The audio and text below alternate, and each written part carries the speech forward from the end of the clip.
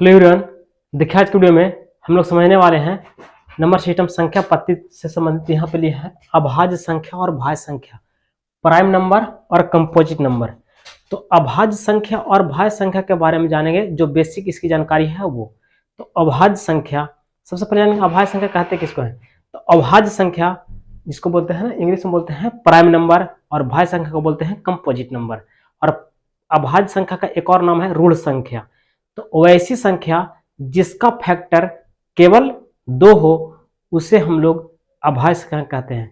वैसी संख्या जिसका फैक्टर केवल 2 हो, कहने का मतलब जिसका गुणनखंड सिर्फ केवल 2 हो उसे हम लोग क्या कहेंगे, अभाज्य संख्या।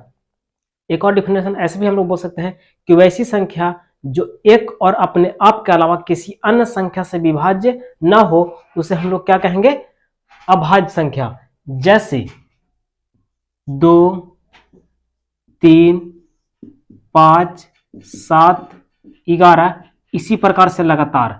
वैसी संख्या जिसका गुणनखंड केवल 2 हो उसे हम लोग अभाज्य संख्या या ऋण संख्या कहेंगे।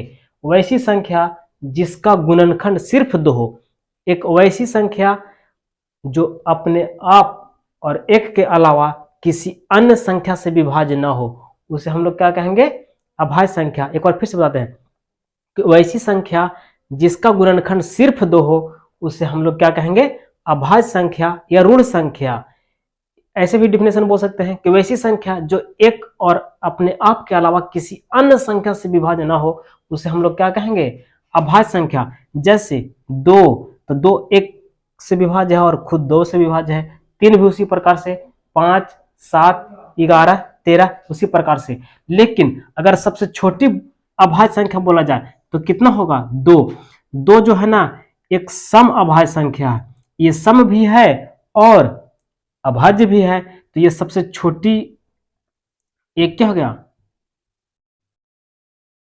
सबसे छोटी अभाज्य संख्या यही है। अब भाज्य संख्या के बारे में जानते हैं। तो भाज्य संख्या है 4, 6, 8, 9, 10, इसी प्रकार से लगातार। अब भाज्य संख्या कंपोजिट नंबर के बारे में जानते हैं। तो वैसी संख्या जिसका फैक्टर 2 से अधिक हो, वैसी संख्या जिसका फैक्टर 2 से अधिक, 2 नहीं 2 से अधिक। जैसे में हम 3 लेते हैं तो 3 का गुणनखंड 1 से भी विभाज्य होगा, 2 से भी विभाज्य होगा और 4 से। ठीक उसी प्रकार से 6 का देखिए, तो 1 से भी विभाज्य होगा, 2 से भी और 3 से भी और 6 से। तो यहाँ पे देखिए इसका गुणनखंड 2 से अधिक है ना, मतलब 2 से अधिक, 3 या 3 से अधिक होना चाहिए। मतलब कहने का मतलब 2 से अधिक, 2 रहेगा तो नहीं चलेगा।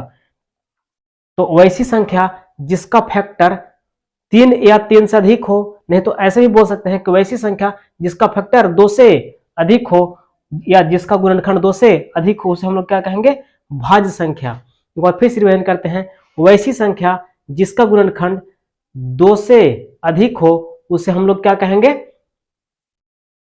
कंपोजिट नंबर, भाज्य संख्या।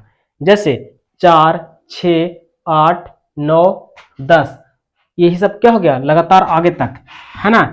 ध्यान देना है कि जिसका फैक्टर 3 या 3 से अधिक होना चाहिए उसे हम लोग क्या कहेंगे, भाज्य संख्या। कहने का मतलब कम से कम 3 फैक्टर तो होना ही चाहिए, उसे हम लोग क्या कहेंगे, भाज्य संख्या। लेकिन अगर सबसे छोटी भाज्य संख्या बोला जाए, सबसे छोटी भाज्य संख्या तो क्या होगा, 4। सबसे छोटी भाज्य संख्या 4, लेकिन सबसे छोटी अभाज्य संख्या बोला जाए तो कितना होगा, 2। बाकी और हम लोग समझते हैं।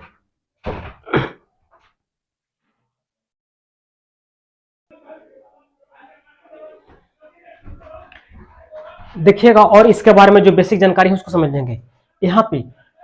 तो इसका एक बार डिफिनेशन फिर से रिवीजन करते हैं। अब लिए हैं अभाज्य संख्या, तो वे संख्या जिसका गुणनखंड सिर्फ 2 हो उसे हम लोग अभाज्य संख्या या ऋण संख्या कहेंगे।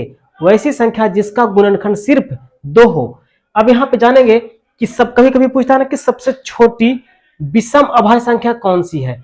तो सबसे छोटी विषम अभाज्य संख्या 2 है, क्योंकि 2 एक वैसी संख्या है जो सबसे छोटा भी है अभाज्य के रूप में और वो सम भी है।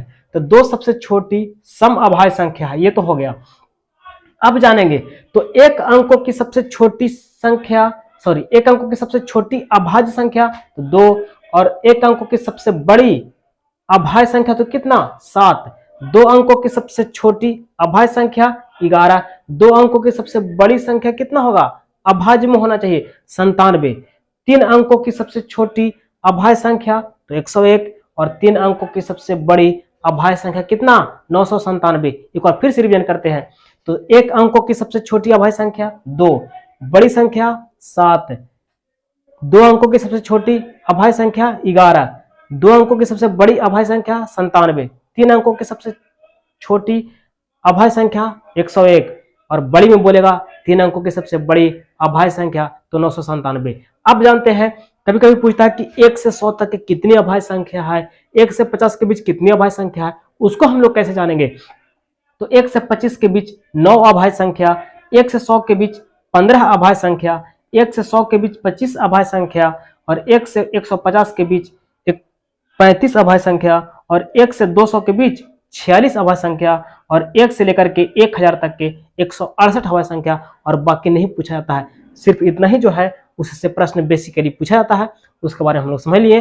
और एक बार फिर से 1 से 25 के बीच 9 अभाज्य संख्या है, 1 से 50 के बीच 15 अभाज्य संख्या है, 1 से 100 के बीच 25, 1 से 100 के बीच 25 अभाज्य संख्या है, 1 से 150 के बीच 35, उसी प्रकार से 1 से 1000 के बीच 168 अभाज्य संख्या है। बाकी इतना ही एंड करते हैं, बाकी देखते हैं नेक्स्ट वीडियो में।